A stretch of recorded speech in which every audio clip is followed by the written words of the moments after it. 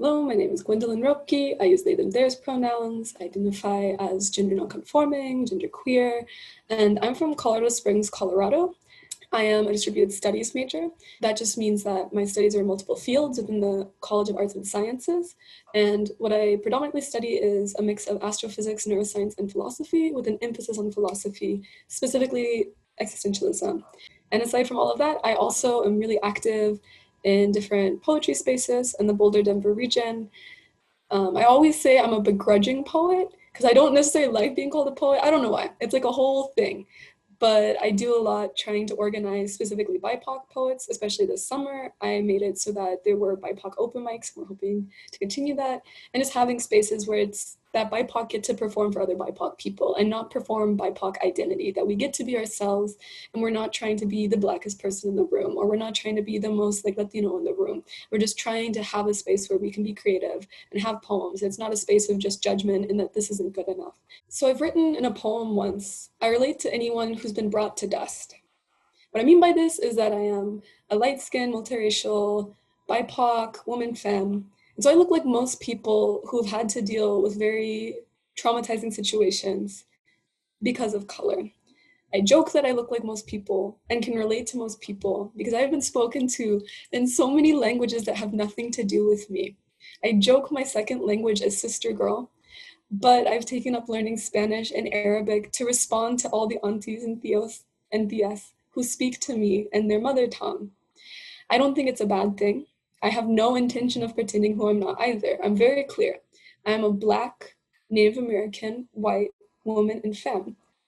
But still, I am able, because of appearance and just how I was raised, to relate to all sorts of people. When I was in Germany, I often got free haircuts from the Moroccan women in the salon down the street because even though I insisted and I told them I wasn't Moroccan, they said, but you could be. And of course, this speaks to a lot of privilege. I understand that by being ambiguous and having people invite me into spaces where they wouldn't invite other Black people, I am in a privileged position.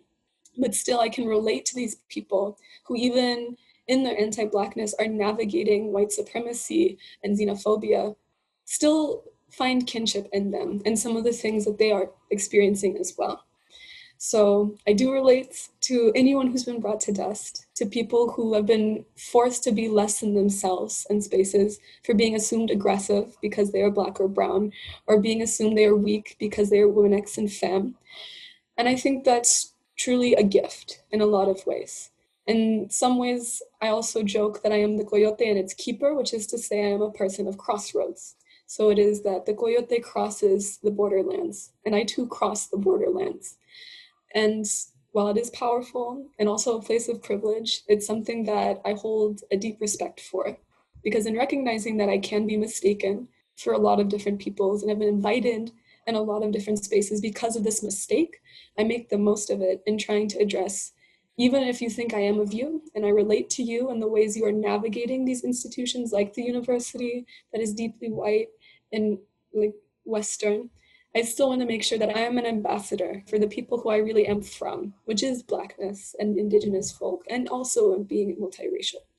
So yeah, everyone is kind of my people, but everyone who is willing to confront all the isms that reside within us, because even as oppressed peoples, we can be the oppressor. And I think that's a powerful thing for me to always be open about and for those who I find company with.